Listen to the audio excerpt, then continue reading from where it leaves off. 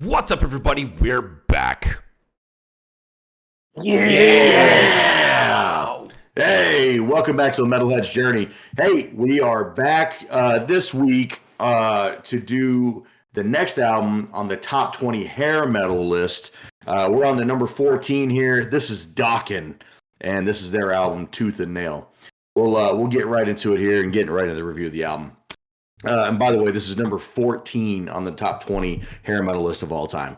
Dokken, formed in 1976, is an American heavy metal band from Los Angeles. The classic Dokken lineup features Don Dokken on vocals, George Lynch on guitars, Mick Brown on drums, and Jeff Pilson on bass. Excuse me. The band has released 12 studio albums, including their most recent album, Heaven Comes Down, which was released in 2023.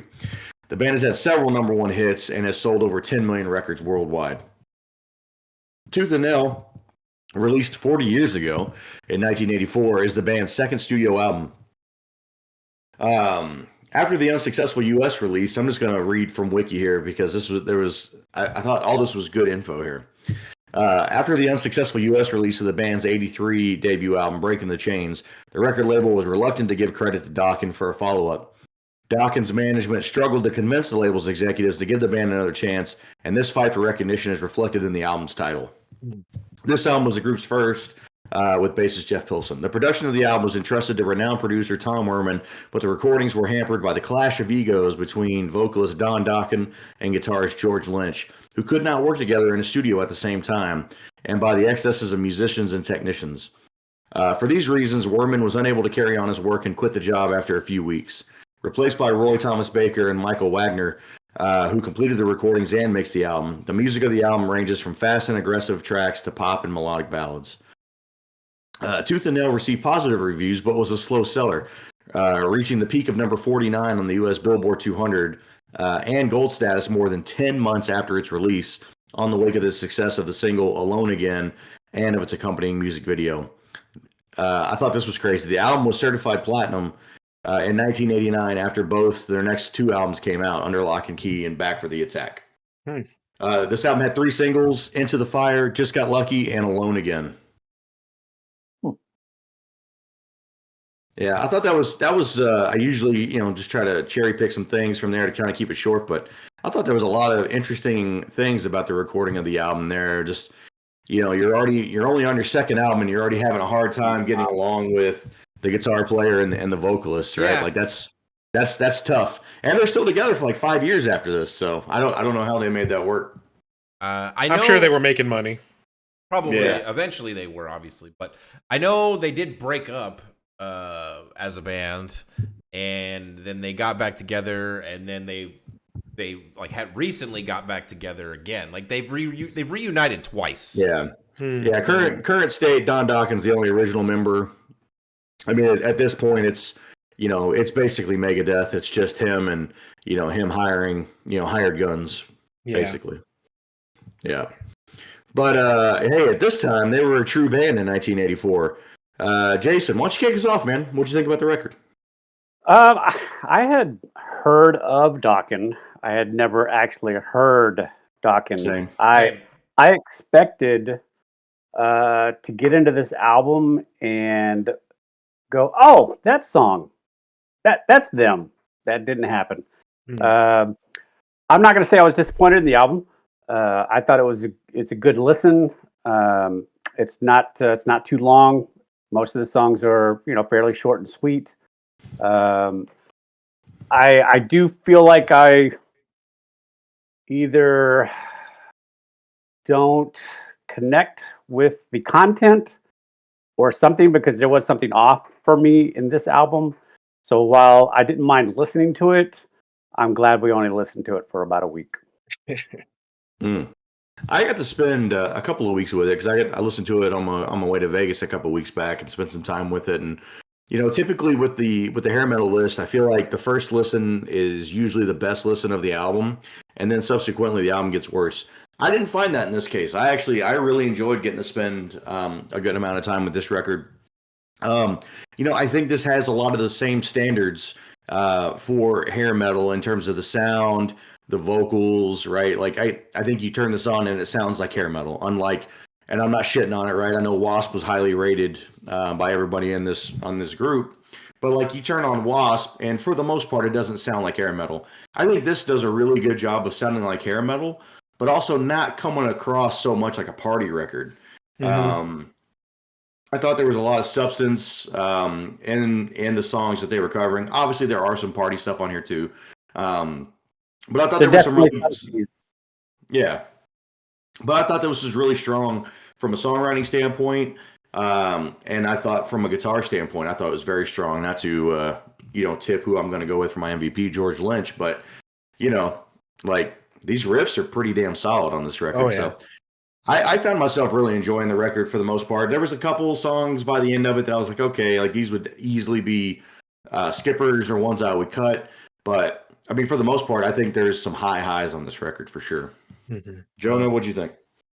I pretty much feel exactly the same way. I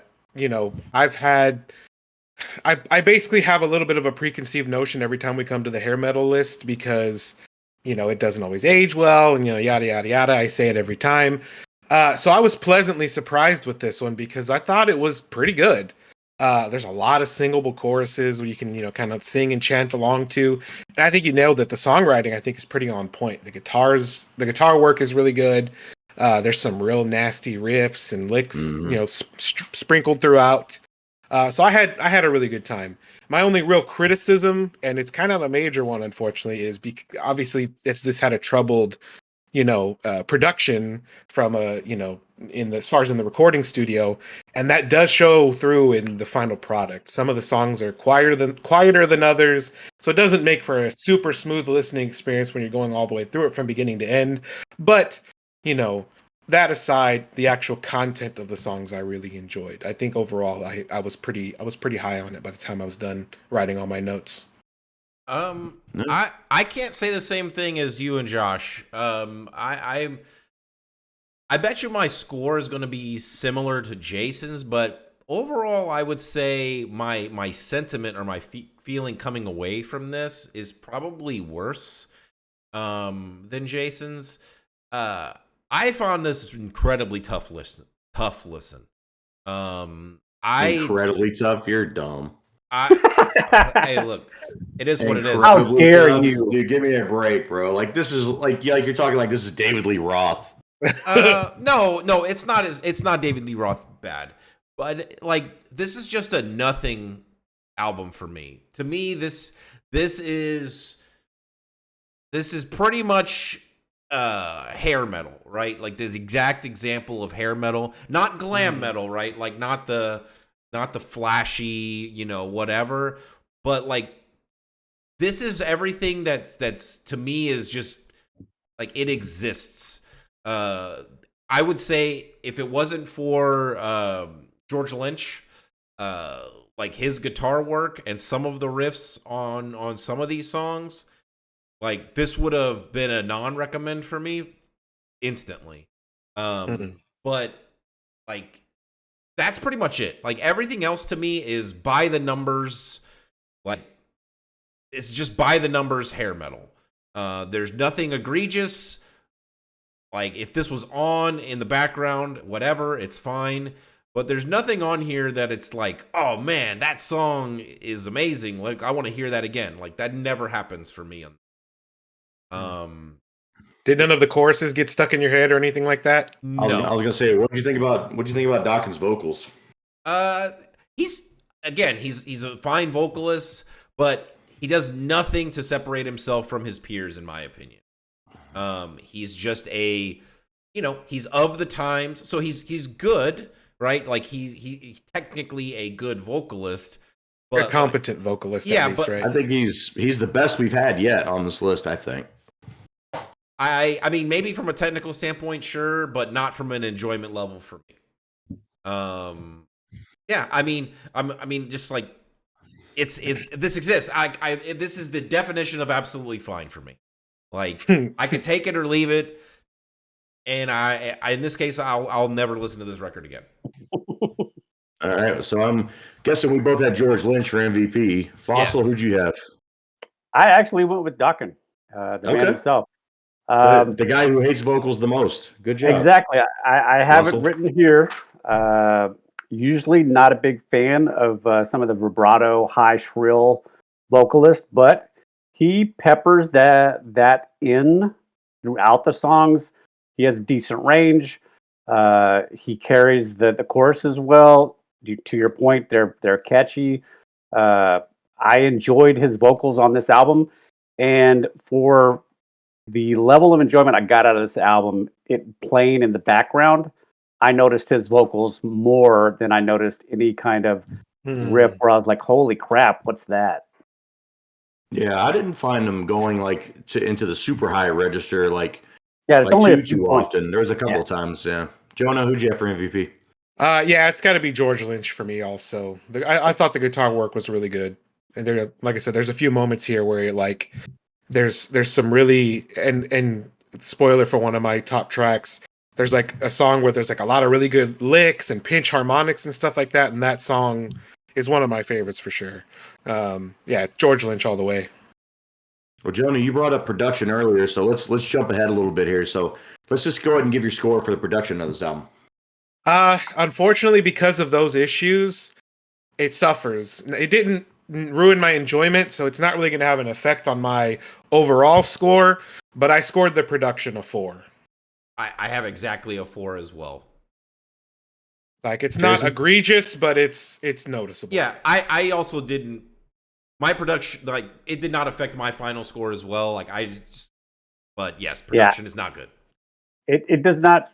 Again, it doesn't help or detract or anything like that. But I gave it a 3.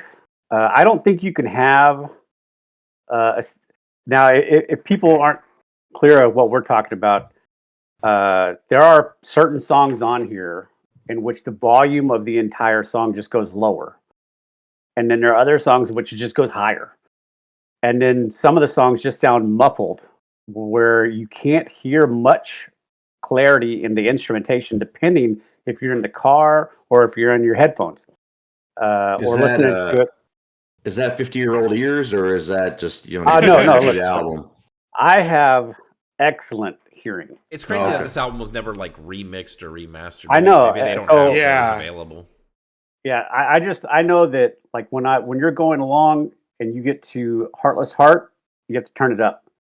And then 2 songs later, you get to End of the Fire, you have to turn it down. And then you go back and you go to Bullets to Spare, and the volume goes down. And then the last track, it's muffled again. And to me, it's unacceptable. Even if you have issues with your production group and whoever's the final say, like somebody's got to like go, hey guys, listen, I know we don't want to do this, but we need to fix this. Well, I would tell you, I'm not a nerd, and I didn't hear any of this the whole time I listened to the record. Every time I listened to it, I never heard any of this stuff that you're talking about. So I just went ahead with a 6, just for being a little bit of an older production. There were some things that were muffled for sure, but I just never caught the volume thing. Let's get into the album cover and album title here. Jonah, why don't you give us your thoughts on the album title? What's your score on that? Well, especially given what we know about what happened and how the title was kind of inspired about the production, I think the title is solid. I gave it a 7. It's got meaning, it's got grit, it's fine. Yeah. I came in at a 6 on that. Same thing. Like, I was a little bit lower, and then after kind of reading the story about it, I was like, okay, like there's a story to it. I get it. I think I might have liked the record better if it was titled Grit or something like that. But Tooth and Nail, I gave it a 6. I did a similar thing. I had this at a 5. It just whatever, Tooth and Nail. But I did, after hearing what the album title is actually about, I bumped it up a point. I have it at a 6. I gave it a 6.5, so I'm right there with all of you. So I think There we go. I think we're all a bunch of smart guys. All right, now let's talk about this album cover. Because man, I am confused. Dave, you look like you want to give this a good score. Why don't you go first? Dude, I am a sucker for like stylized like band logos. Yes. Okay. And I do think this is a pretty exceptional band logo. Now, don't ask me why there's a a hand tearing through with fire. A water. Yeah, I don't really understand that part of it, but I'm just gonna ignore that, right? And I'm just gonna focus on that Godzilla is attacking the band name. The The guys in Dokken logo. Dokken. Yeah, and again, I always do like when, or can appreciate when the album title is in the art as well. It just, I don't know why, I like those types of simple things. I gave this a 7. I think it's solid. I like the logo. I think it works. It's 80s. It's pretty cheesy, but it works for the era. Yeah, I'm right there with you. I think in retrospect it looks cheesy, but I'm imagining myself being like 16 and seeing the vinyl record cover like on the shelf, just sitting there with the blue and the silver in the hand. Dude, I'd be all about that. Especially in 84, in 84. Yeah, for sure. For sure. And I agree. I think the band logo itself is pretty top notch. So I actually gave it a 7.5. Yikes! I like it. Oh my god! I'll jump in and save this. Bring this back down to earth. It's a 5. It is a to me it is a very basic thrown together. I don't know who spent a lot of time on this, and I assume that the tooth and nail has absolutely nothing to do with the hand coming out of a picture of water.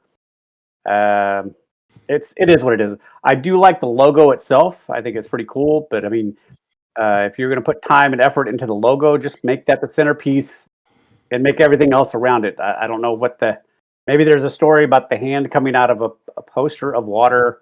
I don't know. To me, it just kind of, we've all said it already. It looked kind of cheesy, and that's why, because it is. Yeah, it looks like something a fourth grader could do in just Microsoft Paint, like real quick. Dude, this was 84. They didn't have Photoshop or Paint. I'll just say, dude, somebody probably hand drew this. I don't know about that. It's bad enough that I can believe it. Like maybe they had somebody in the band had one of their kids hand draw this. Wow. Maybe they just watched Creature from the Black Lagoon and they're like, "Hey, listen, little Johnny, I need an album cover that some fat guy 40 years from now is going to score a 1.3 on this YouTube show." Okay? What that is? Mission accomplished. It's a 1.3 for me.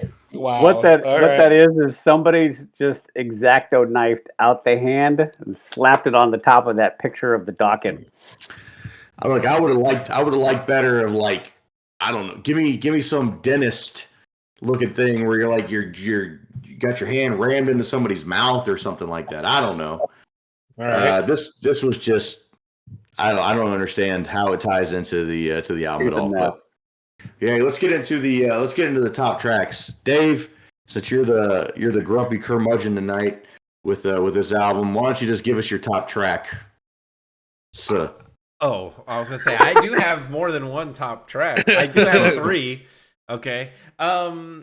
So this will bleed into my problem with the track listing. I think there are 3 good tracks on this album, and then the rest of the album doesn't need to exist. Fortunately, or unfortunate, all 3 of the best tracks are right next to each other, and they're all dead in the middle of this record. Interesting. So my number 3 is Into the Fire.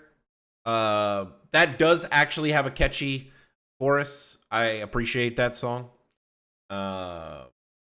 And then my number 2 is Don't Close Your Eyes. It's a banger song. Very, very strong song. My number 1, and it's the heaviest song on the album, so it's probably not ultra surprising. It's When Heaven Comes Down. The opening riff, super heavy. I wish that song wasn't as quiet as it is on this album. It's annoying because I have to turn it up. And like the production on that song it seems like it's particularly muddy. So it's super annoying. But it's my number 1 song on here. If I had to pick a runner-up or whatever, an honorable mention, Alone Again is a very good ballad. It's good. It's fine. Jason, what you got? I'm a little surprised. Me and Dave are pretty close here. I do have a runner-up, Into the Fire. My number 3 is Don't Close Your Eyes. A good jam. My number 2 is actually Turn on the Action, which is the closing song. And my number 1 is the ballad, Alone Again. Solid, very much a hair metal ballad. The vocals are on point on that song too. Big Yeah, time. and it's to me, for me, the production value is really good. I think the slow rhythmic style of it is solid. You can't just look. These bands are heavily known for their ballads, and they only have this one that's on here really, and it's super solid. What you got, Jonah? So I did have a runner-up. It was Just Got Lucky. Super catchy. Maybe the most poppy sounding 80s song metal on the teen. album. Yeah. But it's got a really solid like verse riff section. Like I said, super catchy chorus. It's a well-written song. So that's my runner-up. My number 3 is going to be Tooth and Nail. I think it's a super solid opener. The guitars just come screaming in out the gate. The bridge and the solo are really good. That's a solid opener. My number 2 was Don't Close Your Eyes. Again, it's got a really good opening riff, really good chorus. Especially there's like some lead licks that he throws in there between like the chorus and the verse. So good. And then my number 1, I think Dave, you nailed it. When Heaven Comes Down. That song's got some stank to it. There's a lot of nasty licks and some pinch harmonics. Yeah. It's a banger, a literal it's a slower, heavy song. Head banger. It is slower, but it's good. It's good. Yeah. It's heavy. All right. So I had an honorable mention as well. You guys both had it as your number 1 song. I got his honorable mention, When Heaven Comes Down. Just a good, heavy song. Number 3 for me, Jonah. I like where you're going here. Just Got Lucky. Just catchy as shit. I don't know. That's like, even though this is like a little bit of a party song, it's still like, it's not like too cheesy of a party song. It's not like Lil Jack Horny. Yeah. No. From back in the day. Number 2 for me, Alone Again. Great ballad. Vocals, I think, really carry that song for sure. For sure. Number 1, I'm surprised. I can't believe no one has this at number 1. I thought for sure this would be the number 1 for everybody else because it's easily the best song. But Don't Close Your Eyes, dude. What a great song! Like this is like. It was a close second for me. Very close. I mean, these 2 songs, Don't Close Your Eyes and Alone Again, are going on my just overall playlist. But like, Don't Close Your Eyes, that's like. Might be like one of the best new songs I've found in a long time for me. Like, I really like that song a lot. It's really good. The chorus is really good. It's like very rhythm driven with like the bass and the drums carrying it. It's really good. Yeah. So let's talk about the track list for a minute. Dave, I know you're a stickler for track listing here. Why don't you go first and kind of give us your score for the track list? I think ultimately my biggest problem and why this record was difficult for me to get into, Josh wants to light me up, and it makes sense now because you guys actually like Tooth and Nail and Just Got Lucky. I think the opening 4 songs from this record are the most like just mid hair metal, like very typical party hair metal stuff that this record has to offer. And so like having to get through that every time I listen to this record, like I look at that and I'm like, ugh, like I want to cuss, but I'm trying to not drop F-bombs. I already did a few times. I messed up, so go ahead. I'll reserve myself. But like, dude, it's like, yeah, the opening salvo on this is bad. I don't like it at all. Like the album doesn't start getting good until, in my opinion, Don't Close Your Eyes. And then after Into the Fire, you have the worst song on this album, Bullets to Spare, is so terrible. It's just like it's like sexual innuendo, the song. And it's cheesy, it's awful, and I'm glad I'm not alone because I have Spotify pulled up here. It is the least listened to song from this record on Spotify. surprised no one. And so like for me, I'm just like it's like Spaceballs. Like I'm surrounded by assholes. Like that's how I feel about this album. Is like I got like 4 good songs, like 3 really good, and then the ballad, and then that's pretty much it. Like so, yeah, my track listing score is not good. It is a 4. It's not like the worst in the entire world because there are good tracks, but I think you need to do some work, in my opinion. Yeah, I came in at a 7 on mine.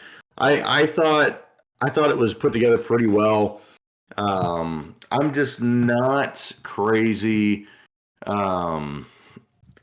Excuse me, I'm sorry. I'm not crazy about the album ending on "Turn on the Action." I feel like that is one of 2 songs that you could choose to cut from this album pretty easily, and so ending on that song makes it. I don't know. It kind of ruins the track list for me a little bit. If you ended on "Alone Again" and you put "Turn on the Action" somewhere in the middle where I could just skip it pretty easily, I think it would go up a little bit. But I'm gonna come in at a 7. I think it's put together fairly well. Go ahead, Jonah. I also had problems with the track listing, similar to Dave. Not as extreme because I actually like the album and the songs that he's talking about, but some of the songs that they have next to each other are way too similar. And it's given the genre, there's going to be some similarities between tracks and style and whatnot. But like going from Just Got Lucky to Heartless Heart, despite Heartless Heart having a really solid like chorus and it's a decent song, but I don't think it coming after Just Got Lucky does it any favors whatsoever. Same thing with Into the Fire and Bullets to Spare. I don't think Bullets to Spare is a terrible song. It is a skipper because of the track listing for me. It sounds way too similar to Into the Fire. Like the chorus of those 2 songs is almost identical. And then on top of that, Into the Fire's chorus actually sounds very similar to When Heaven Comes Down also, despite being slightly faster and in a different key. But like you could almost sing When Heaven Comes Down, Into the Fire, and Bullets to Spare's choruses right next to each other and they would mix nearly perfectly. So the track listing didn't do it any favors. I think if they rearrange some tracks, and I think you're right. I think Turn on the Action shouldn't be the final track either. So all that said, I ended up giving it a 4 as well. I think that the track listing is super messy, and that's very likely, almost guaranteed to be a result of the troubled production, which we've already touched on. So yeah, Jason. Well, I'm not a nerd. So, I feel like Jason is going to say the same thing on track listing forever. He's like, I don't listen to albums this way, so it's a 5. Like, yeah, no, I gave it. Look, what I tried to be a little more scientific this time, and I gave it a 6 out of 10. The reason being similar to what Dave said. When I look at the way it scores out, now, look, when a band puts their album together, they don't know what the public's gonna like or not. So I just look at the scores I gave, and similar to Dave, I look at the first 3 tracks, after the instrumental, open, and they're some of my lowest scores. And then you get towards the end, and you have Bullets to Spare, which is going to be, probably on the cutting room floor of quite a few people. Mm-hmm. And you just mix it up. And look, again, and that's just based on my scoring. So I gave it a 6 out of 10 based on what I gave the scores for the songs. And if I was just going to rearrange it to try and make it easier to listen to. Nice. All right. Well, hey, let's get into the next section here. This is where we cut a couple songs. So the idea behind this idea is that Wordsmith. Yeah, you like that? I'm an expert in nameology. The idea behind this is we know that the real sweet spot for metal albums is 8 tracks. So this album has 10 tracks. We need to cut it down to find what are the 8 best to make this a true metal classic. I'll go first here. I think, I hate when albums do this, when they give you just an easy one right off the top, but without warning. Look, it's not bad by any means. I think it does a good job of setting up the next song going into it, but it's a wasted track. Just put it as part of Tooth and Nail and let's be done with it. Mm-hmm. But in this exercise, we're cutting it. And then Jason, I can't believe I'm going to agree with you here, but man, Bullets to Spare, yikes! What a terrible song. This is easily the worst song on the album for me. But man, Turn on the Action isn't too far away from it. The little some of the riffing in Turn on the Action saves it. But man, Bullets to Spare is Yikes. butt cheeks. The bass line on Turn on the Action is really good. Look, for fun, I'm just gonna have a swerve. Oh no. He's gonna keep the opening track. I am gonna keep the opening track because I had a feeling you would. Because I think it's better than Turn on the Action. That song sucks. Oh, come on. It's fair. I can live with it. That song sucks because if I was actually going to put this album together in a playlist, I do want that opening track to go into Tooth and Nail. Even though I don't think Tooth and Nail is a very good song, I want it to go into it. And Turn on the Action is not a great song, and Bullets to Spare, like, I was going to make a joke about unaliving, but I'm not going to. Probably a good call. But needless to say, the album, like, it just makes more sense for me. I think the album ends, like, if you delete Bullets to Spare and Turn on the Action, and the album ends on Alone Again, I think it's great. So those are my two cuts. All right. You want me to go next? Oh yeah, sorry. I forgot that it was my turn. Or someone's turn. So yeah, I mean, Without a Warning, easy cut. I considered keeping it as well, but there was nothing else on the album that I felt deserved to be cut over that. But I mean, yeah, Bullets to Spare that song sucks. Especially given the order of the songs. It's in the worst possible spot and it's the worst song, so yes. It gets cut. They sandwiched it in between two very good songs. Like, was this like TV programming mindset where, like, we're just gonna put this bad song right after this good song because it's gonna get that juice from the good song? Like, no, right. People are just gonna hit next. Like, no, this is like WrestleMania card booking. Well, you think about it, and they're like, there's nobody that's going to go over there and move the record needle. You know what? Actually, Right. Yeah, to Jason's point, this would have been the cassette era. So you probably would have just let it play, to be fair. So, it just doesn't work in the Spotify, CD era where you can just press a button.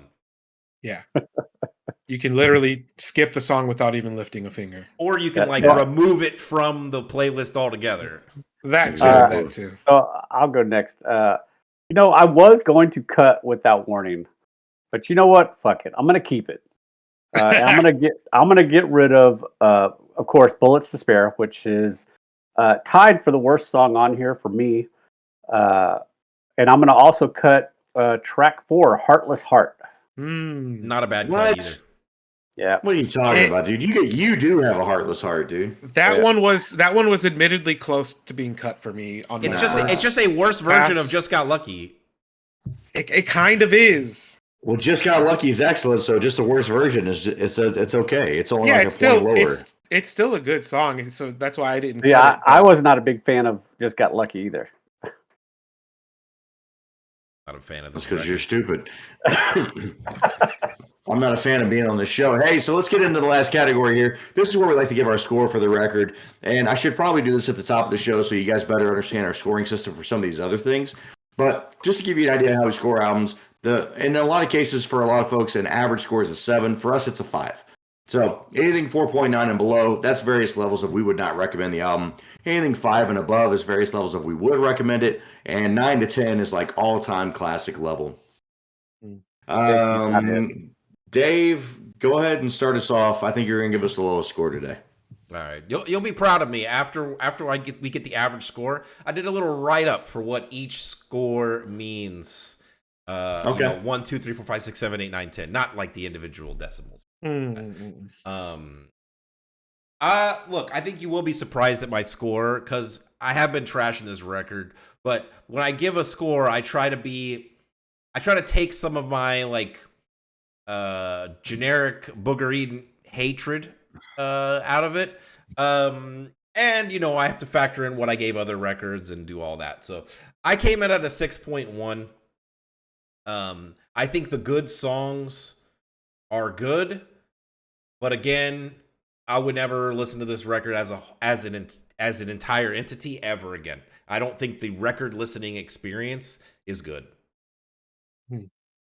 Fair enough. Jonah, what you got? So I ended up I do agree the good songs are good, the bad songs are bad, the mid songs are mid. Like it's pretty clear which songs in my mind are good and not very good or outright bad. So I ended up adjusting slightly for various little things. I ended up at a 7.2. Wow, Nice. strong. Jason, what you got? Look, I had talked to Dave about this album. I think the issue that I had with this album was that I didn't have any of these songs that I want to keep, and that's a detriment. Now, I did not have any songs except for Bullets to Spare, as I would never willingly ask somebody to listen to it. So I had this conundrum of a situation where I felt like this album was going to be in this range, but then when I sat down and graded it out, it was a little bit higher. So I've kind of just split the difference. I gave it a 6 flat. Oh, wow. All right, I was wrong. Like I said, I thought this album got better as I listened to it. I think this is probably the best hair metal album we've listened to this far. I know a lot of guys on here were pretty high on the Wasp record, but again, I'm not just saying that just to make this narrative fit. I just don't think that has enough of a hair metal vibe to make it hair metal in reality. I think this is the best hair metal we've done yet. I think this is slightly above Quiet Riot. I'm going to give this a 7.5. Nice. Okay. So the average puts us at a 6.7. You want me to read what I have for a 6 or what I have for a 7? It's in the 6s. Let's give it a 6. Okay. So 6 for us is considered above average. We would recommend it with caveats. So an album rated 6 has more positives than negatives and generally delivers a good listening experience, though it may have noticeable flaws, inconsistent tracks, or lack originality. It's worth checking out, but only with tempered expectation. I think that's right on. Yeah, for sure. I think it's right on. So, all right. Well, hey, look, I'm at least I feel good about this list because now that we've gotten whatever you want to call it, if you don't want to say it's the best one we've done yet on here because of Wasp, it's at least the second best one we've done on here. And I think we're starting to move in the right direction for this hair metal list. I think the top 10 is going to be like a different level. I believe I peaked. I'm not looking forward to the next album on this list. Isn't it Twisted Sister? Yeah, dude. Yeah, we're not going to take it, bro. And I want to rock. I want to rock. I'm pretty sure that's going to be one of those words, like going into it, 2 good songs. It's going to be like another Quiet Riot almost. Yeah, dude. We'll see. I can't wait. Well, hey, if you think we only have 2 good songs, go ahead and hit the like, hit the subscribe. We're putting out weekly metal content right now. We got metal reactions, metal reviews, metal time machines, metal brackets, and all kinds of other cool stuff. And hey, in the meantime, live long and prosper. Take it easy, everybody. Later. Peace.